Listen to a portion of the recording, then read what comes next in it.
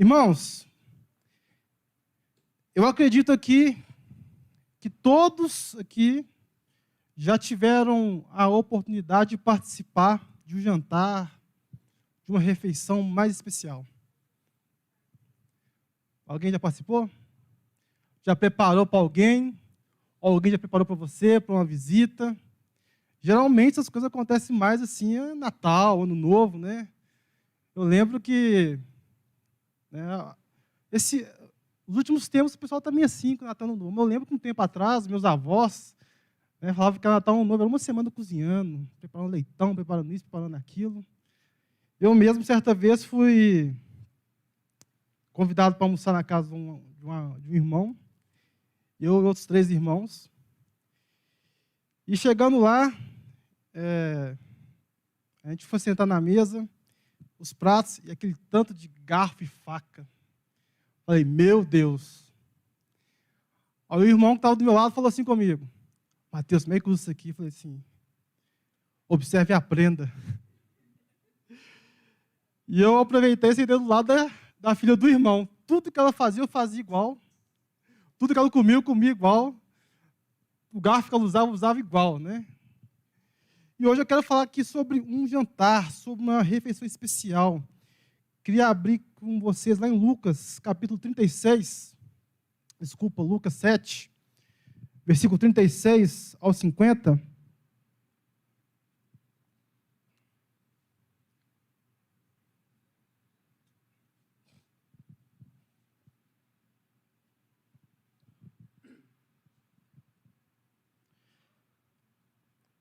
Diz assim, e rogou-lhe um dos fariseus que comesse com ele, e entrando em casa do fariseu, assentou-se à mesa. E eis que uma mulher da cidade, uma pecadora, sabendo que ela estava à mesa em casa do fariseu, levou um vaso de alabastro com unguento, e, estando por detrás aos seus pés, chorando, começou a regar os pés com lágrimas, e enxugá-la com os cabelos da sua cabeça, e beijava-lhe os pés e ungia com unguento. Quando isto viu o fariseu, que o tinha convidado, falava consigo, dizendo, se este fora profeta, bem saberia e qual é a mulher que lhe tocou, pois é uma pecadora. E respondendo Jesus, disse-lhe, Simão, uma coisa tenho a dizer-te. E ele disse, dize-a, mestre. Um certo credor tinha 2 devedores. Um devia-lhe 500 dinheiros e outro 50. E não tendo eles com que pagar, perdoou-lhes a ambos. Dize, pois qual deles o amará mais? E Simão respondeu, disse-lhe, tenho para mim que é aquele a quem mais perdoou. E ele lhe disse, julgaste bem. E voltando-se para a mulher, disse a Simão, vês esta mulher? Entrei em tua casa e não me deste água para os pés, mas esta regou-me os pés com lágrimas e enxugou-me com os seus cabelos. Não me deste ósculo, mas esta, desde que entrou, não tem cessado de me beijar os pés. Não me ungiste a cabeça com óleo, mas esta ungiu-me os pés com unguento. Por isso digo que os seus muitos pecados lhe são perdoados, porque muito amou. Mas aquele a quem pouco é perdoado, pouco ama. E disse-lhe a ela, os teus pecados te são perdoados. E os que estavam à mesa começaram a dizer entre si, quem é este que até perdoa pecados? E disse a mulher, a tua fé te salvou, vai-te em paz. Senhor, muito obrigado, ó Deus. Muito obrigado, ó Pai, pela sua palavra que tem nos sustentado dia após dia. Muito obrigado, Deus, por esse culto. Obrigado, Deus, pelas ofertas aqui, ó Pai, que foram entregues aqui. Pedimos ao Senhor que abençoe o nosso conselho, abençoe a nossa igreja, para que esse dinheiro seja investido no reino, do crescimento do reino do Senhor. E pedimos também, Deus, que o Teu Espírito Santo, ó Pai, fala conosco essa noite, ó Deus, que se possível, ó Deus, use a minha vida, meu Pai, e que nós possamos crescer aqui juntos, ó Deus, na leitura da palavra, crescer em conhecimento no nome de Jesus. Amém. Irmãos, cada evangelho conta uma história acerca de uma mulher que ungiu os pés de Jesus. Se vocês abrirem Mateus 26, Marcos 14 e João 12, essas 3 passagens vão tratar do mesmo incidente, de uma mulher que ungiu os pés de Jesus, só que essa era Maria, irmã de Lázaro, que havia ressuscitado. O incidente aqui, descrito aqui em Lucas, se trata de um outro acontecimento, completamente diferente daquele que tinha acontecido em Mateus, Marcos e João. Um fariseu chamado Simão convidou Jesus para uma refeição. Eu imagino aqui que o dia deve ter começado daquela maneira. A esposa de Simão, aquela correria para preparar todo o jantar, preparar todo o ambiente, né? Convocou as amigas, as esposas dos convidados. Simão, né, pediu que seus servos, seus escravos, tomassem as providências necessárias para que o jantar fosse bem servido, fosse bem organizado. Simão avisou seus amigos, fariseus, que um rabino famoso iria ter com eles. Talvez você pense, quando você escuta a palavra fariseu, o que você pensa, né? Na verdade, os fariseus, eles eram piedosos, eram separados, né? O movimento dos fariseus começou mais ou menos aí uns 200 anos antes de Cristo. Durante o tempo foi um movimento de avivamento. O problema começou quando o movimento se tornou monumento. Aí o negócio começou a dar uma desandada. E à medida que o tempo passou, virou só ritualismo, virou só aparência, virou só prática e legalismo. Eu vi na pregação do pastor Jeremias, ele falando que por 25 vezes no Evangelho de Lucas, Jesus se encontrou com os fariseus e 25 vezes foi o problema. Embora os fariseus estivessem ficando desgostosos, né, em relação às atitudes de Jesus, até esse momento não havia a separação pública entre Jesus e os fariseus, ainda não havia ocorrido, né? Certamente o convite de Simão não foi motivado por amor, não foi motivado nem por nutrir uma elevada consideração por Jesus. Talvez ele tenha sido motivado pela curiosidade. E no versículo 16 fala que muitos estavam chamando um grande profeta. Então Simão falou, quero conhecer esse grande profeta.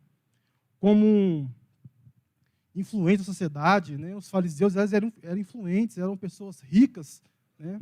Dominavam ali a cultura. E geralmente a casa desses fariseus era o seguinte, vamos imaginar esse ambiente aqui, tinha um pátio, né? E igual aqueles castelos de filme, aquelas colunas em volta desse pátio, e era um ambiente público, né? As pessoas podiam ali observar o que estava acontecendo. Elas não podiam participar do rango, mas elas podiam entrar e observar. Quem participava do rango era só quem era convidado. Devia ser uma coisa bem difícil, né? Geralmente, quando você está com vontade, com fome, né, ver uma comida boa, você fala, nossa, eu podia estar ali no meio. As mesas não eram mesas igual essas aqui, que você sentava, você puxava uma cadeira e você sentava, não. Era uma mesa baixa e era uma espécie de divã. A pessoa deitava no divã, colocava os pés para trás, escorava o lado esquerdo e comia com a mão direita. Eu nunca experimentei fazer isso, mas já experimentei comer deitado. Né? Não imagino como seria comer no divã, mas enfim.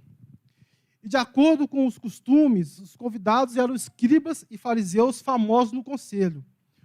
O dono da casa, para demonstrar que eles eram bem recebidos, chegava e cumprimentava eles, a paz seja contigo, e dava um beijo na face deles.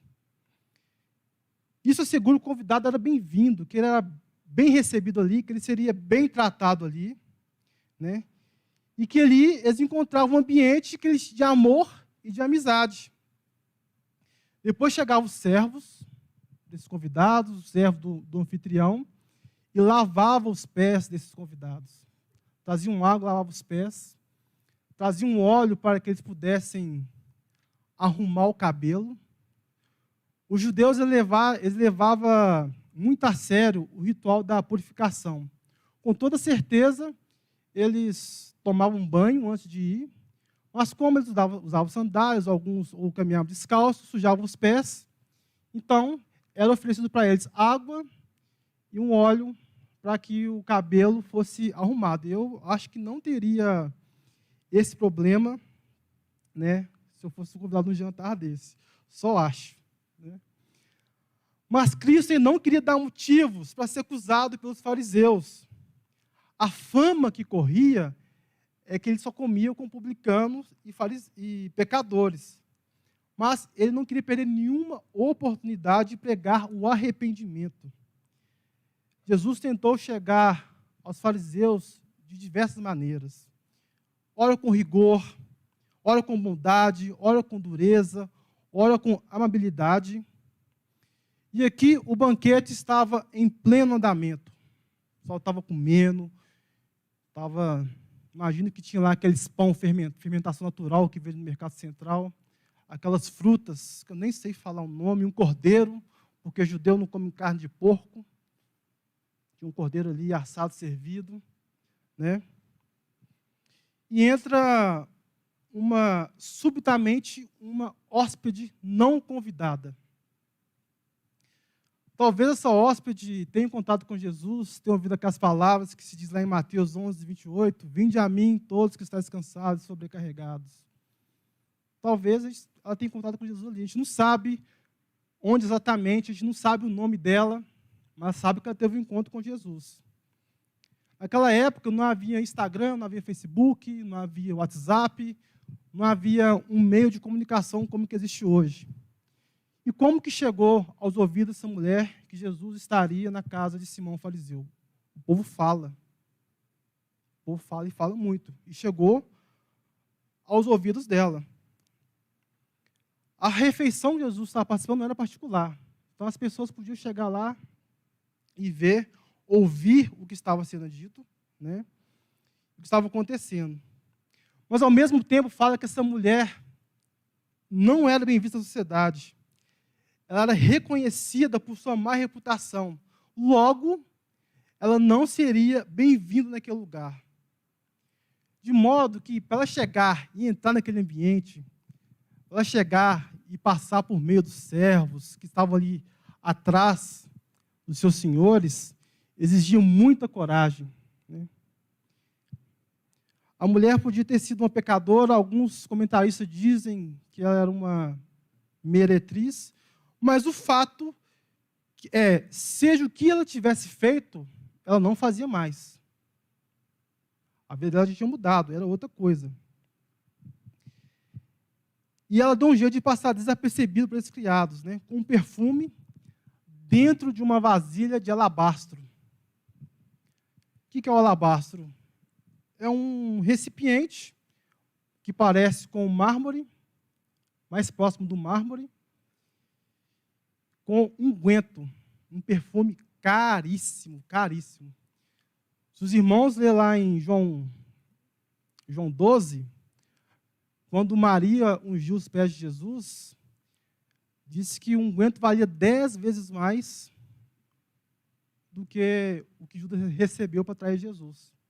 Era tipo um desses que vocês compram aí, Chanel, é tipo um Carolina Herrera, Dior, esses perfumes aí, cara, Dolce & Gabbana e por aí vai. Enfim, como os pés de Jesus estavam esticados em direção, contra a mesa, em direção a ela, ela conseguiu ter um fácil acesso aos pés dele. Alguns comentários dizem que na profissão que ela estava acostumada a comprar esse tipo de perfume. Alguns pensam ser possível que esse perfume fosse originalmente destinado para propósitos relacionados ao pecado.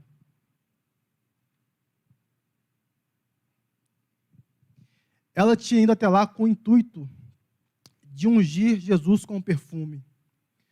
Não era simplesmente um óleo, não era um azeite comum, mas era uma substância caríssima. Mas nada é demasiadamente caro que não seja bom, que não seja oferecido a Jesus. Mas quando ela se viu ali, naquele ambiente, ela não hesita.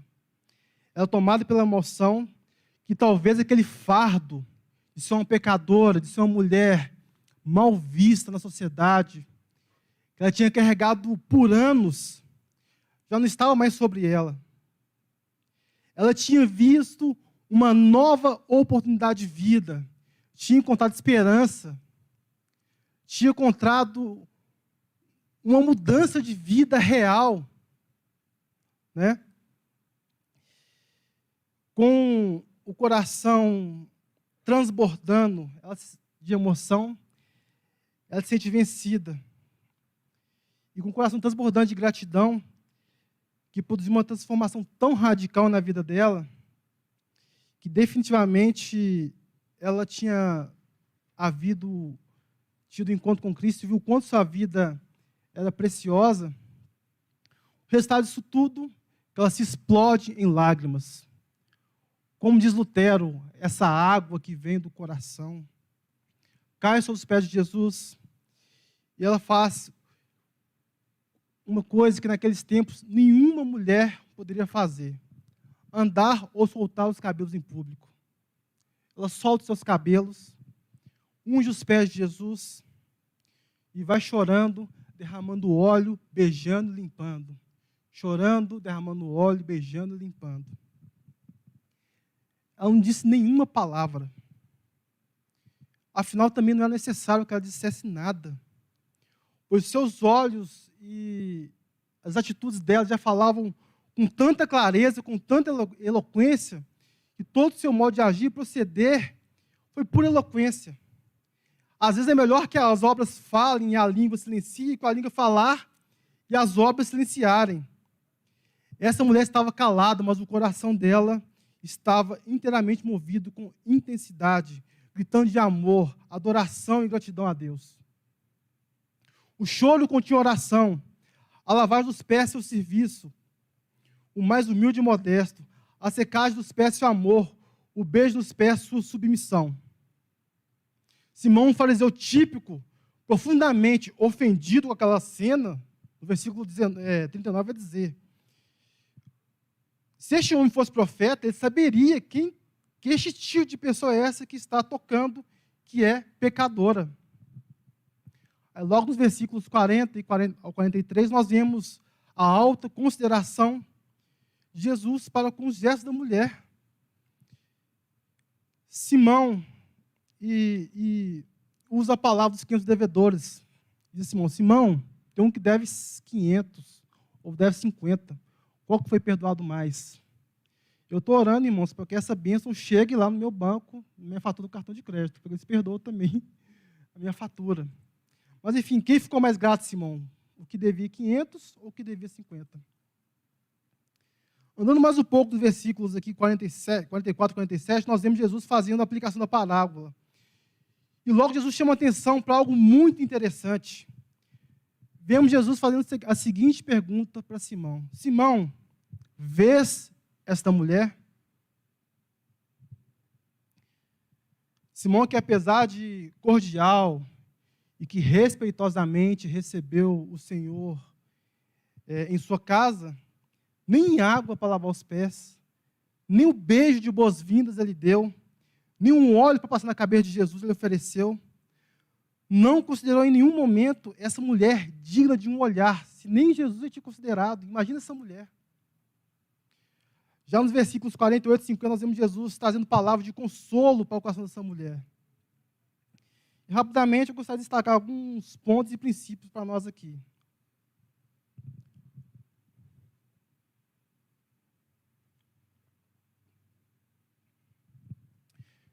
J.C. Ryle diz: os homens podem demonstrar algum respeito por Jesus e, apesar disso, permanecer não convertidos. Olhando para a vida de Simão, ele é um bom exemplo para nós. Ele pode não ter demonstrado educação com Jesus, mas demonstrou muito mais respeito do que outros haviam demonstrado. Tanto que o próprio convidou Jesus para que fizesse uma refeição em sua casa. Entretanto, durante o tempo que esteve com Jesus, se demonstrou totalmente ignorante à natureza do Evangelho de Cristo, ao ver um pecador lavando os pés de Jesus. Cristo diz: você não me deste água para lavar os pés, não me recebeu com um beijo, não ungiu minha cabeça com óleo. Nem precisava ser um óleo como esse caríssimo como a mulher usou. Podia ser o óleo da época mesmo, um azeite, como era comum. Todas as atitudes de Simão falavam de uma hospitalidade exterior. Não havia nada que fosse feito de coração, né? E Simão estava ali diante do próprio Cristo. Mas em nenhum momento ele abriu seu coração para desfrutar da presença dele. É possível que no nosso meio, que no nosso dia a dia, pessoas que são frequentes aos cultos, mas que em muitos casos têm uma atitude semelhante à de Simão, não são capazes de desfrutar do que acontece aqui. Não são capazes de desfrutar da palavra, do momento de louvor, de comunhão. Ao invés de aproveitar e desfrutar da presença, da oportunidade, o que a pessoa faz? Começa a julgar, olhar como o outro está vestindo, o que o outro está fazendo, apontar o dedo para o outro.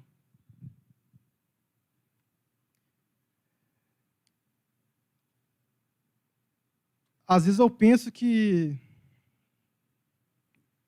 do jeito que as coisas estão andando, Jesus nem precisa voltar mais, né? Nem vai precisar voltar mais. Tanto que a gente julga e condena as pessoas, né? A gente está resolvendo tudo. Não é verdade. Já está apontando o dedo para todo mundo, né? Mas Romanos 3, 23 fala: todos pecaram e destituídos estão na glória de Deus. A Bíblia nivela todos os homens. Não tem homem que seja melhor, não tem homem que seja pior, nivela todos. Todos nós somos iguais. Eu não estou falando aqui de consequências que o pecado vai trazer. Não estou falando disso. Estou falando que todos nós somos pecadores, sem exceção. E isso nos tira o direito, ou melhor, não nos dá o direito de julgar quem quer que seja. Eu estava pensando, gente, de onde que a gente começou a querer julgar as pessoas, a condenar, a salvar, a escolher quem pode, quem não pode ser salvo? Lembrei logo da passagem da queda, quando Deus foi procurar Adão, o que tu fizeste? Olha lá, ó, foi a mulher que tu me deste. Mas Deus não tinha procurado Adão para pedir satisfação da mulher. Procurou Adão para pedir satisfação dele, da atitude dele, não da mulher. Os rótulos que você põe nas pessoas embaça a visão do que Deus está fazendo. Os rótulos que você põe, porque algumas vezes você se julga superior, outros rótulos você põe, porque julga você inferior. Os rótulos impedem que você aproveitem e bloqueiem a graça de Deus em sua própria vida. É possível uma pessoa se comportar com grande retidão e moralidade, mas andar com o coração longe de Cristo. Às vezes participar dos cultos, nossas reuniões, simplesmente pelo movimento, pelo que está acontecendo aqui. Às vezes participar, você pode participar do culto e falar assim: não vou lá porque eu vou ver irmão tal. Eu vou lá porque depois do culto a gente faz isso. Mano, isso é importante, não estou falando que isso não faz parte, porque faz parte sim. Todas as vezes que nós temos a oportunidade de desfrutar da presença de Cristo, orar, cantar, ofertar e dizimar, faça isso. Não perca a oportunidade de quando você está presente diante do próprio Cristo. Não perca a oportunidade de quando você vem aqui de orar. O Fernando orou aqui pelos doentes. Não perca a oportunidade de clamar ao Senhor. Não perca a oportunidade de dizimar. Não perca a oportunidade de cantar. Não perca a oportunidade de derramar a sua vida diante do próprio Cristo. Muitas vezes, durante nossa semana, às vezes é tão corrida, a gente não para nem por orar, nem 5, nem 10 minutos. E esses ambientes, esses momentos, nos proporcionam isso. Fernando pregou aqui semana passada falando sobre a vida eterna, que nós não iremos começar a vivê-la, mas que ela já é uma realidade em nossa vida. Não é isso, Fernando? Se estou errado, você pode me corrigir. Em João 17,3 diz: a vida eterna é esta, que conheça a Ti, o único Deus verdadeiro, e a Jesus Cristo, a quem enviaste. O hoje é mais uma oportunidade para a gente poder caminhar em direção ao crescimento do conhecimento do nosso Deus. Não perca a oportunidade. Não perca. Saindo daqui, coloque esse propósito no seu coração, de ler mais a palavra, de buscar mais a Deus, de orar mais, de ser mais fervoroso, de ser mais fiel aos mandamentos, ser obediente. Faça esse propósito com Deus. Desfrute disso. Coloque isso como meta para a sua vida. Nós estamos em janeiro, a gente sempre costuma fazer metas para o ano. Coloque isso como meta. Aproveite a oportunidade que Deus está te dando. Te garanto que você não vai se arrepender. Amém, irmãos? Eu estou muita água.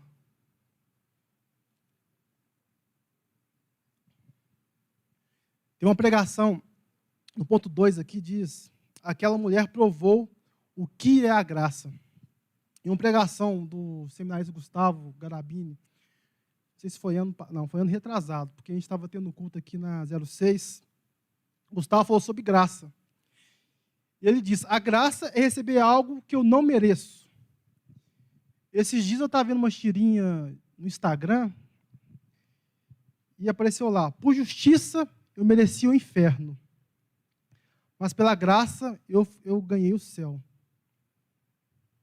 No final do texto aqui que nós lemos, diz assim: Jesus disse: perdoados são os teus pecados, 40:50, tua fé te salvou. A reação de Jesus frente à atitude da mulher causou muita estranheza para todo mundo que estava ali.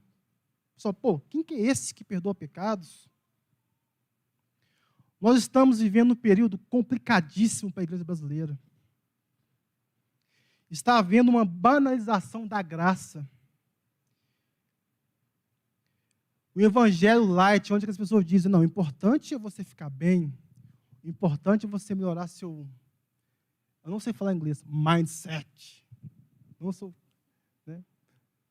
Estou falando que nem sou contra nem a favor, mas as pessoas estão pegando esse evangelho. O importante é você ficar em paz consigo mesmo. Se você está em paz consigo mesmo, está tranquilo. Eu sou daqueles que acreditam que no inferno vai ter lá o lugar escrito. Não tem nada a ver você fazer isso. O lugar de nada a ver. No inferno vai ter esse lugar lá. Eu acredito.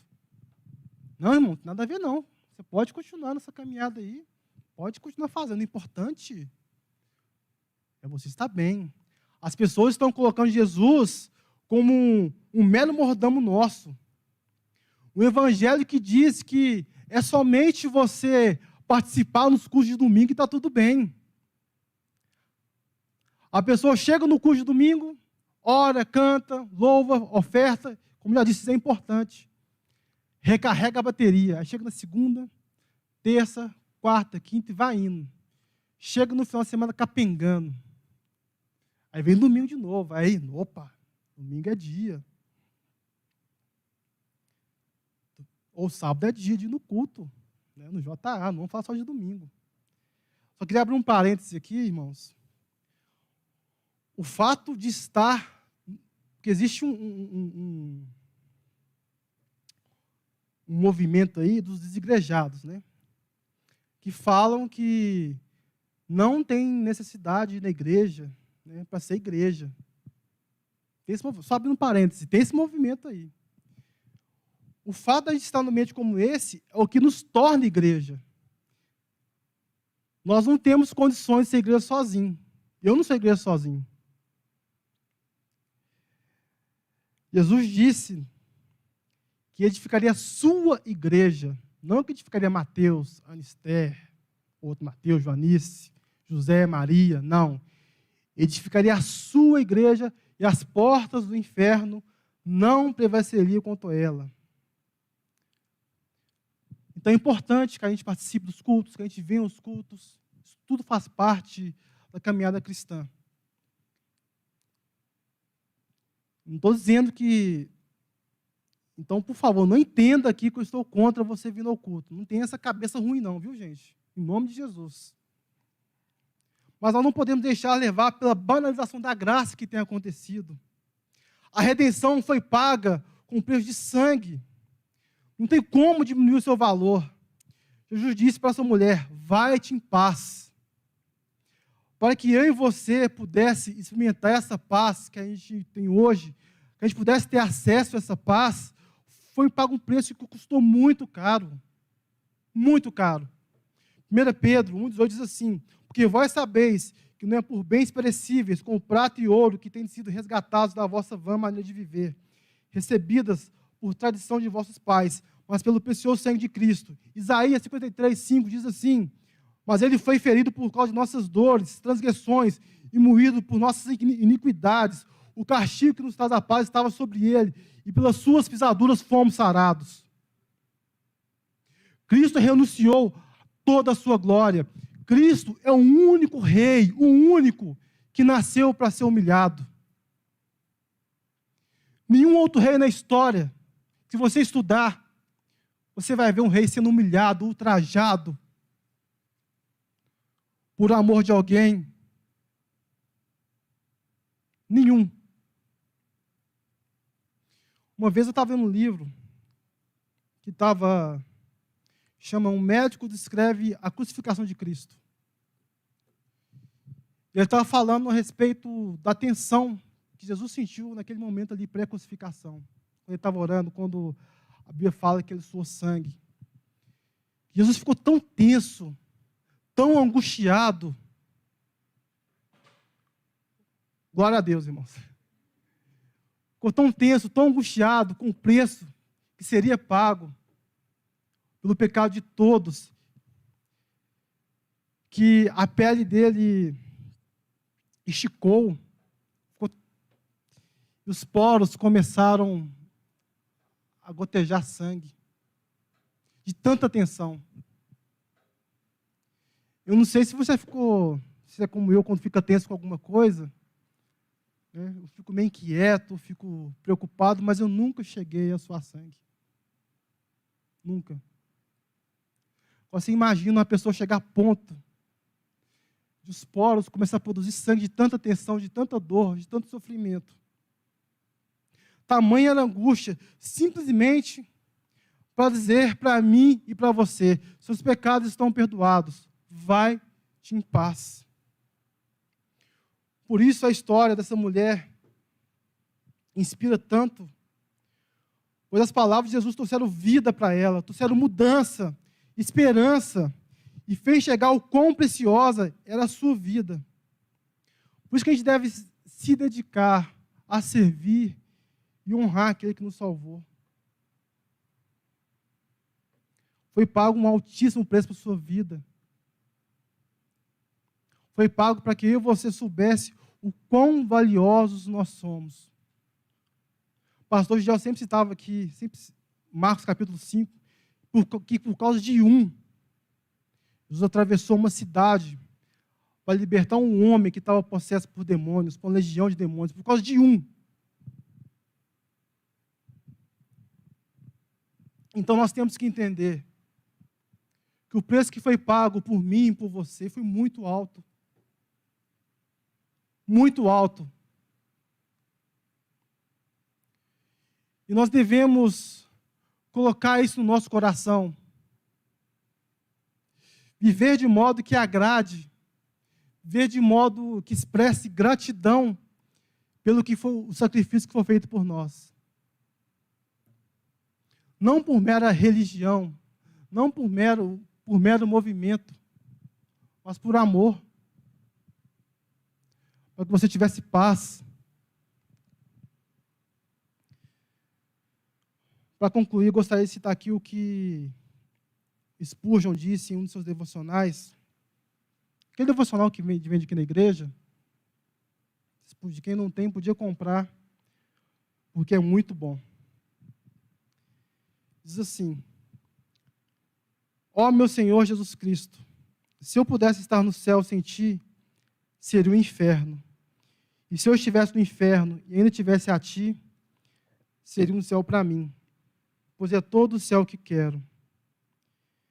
Que esse seja o nosso objetivo de vida, conhecer mais e caminhar com o nosso Senhor com gratidão em nossos corações, todos os dias da nossa vida. Sempre que a gente tiver a oportunidade de oferecer o nosso melhor, a nossa total devoção e dedicação no nome de Jesus.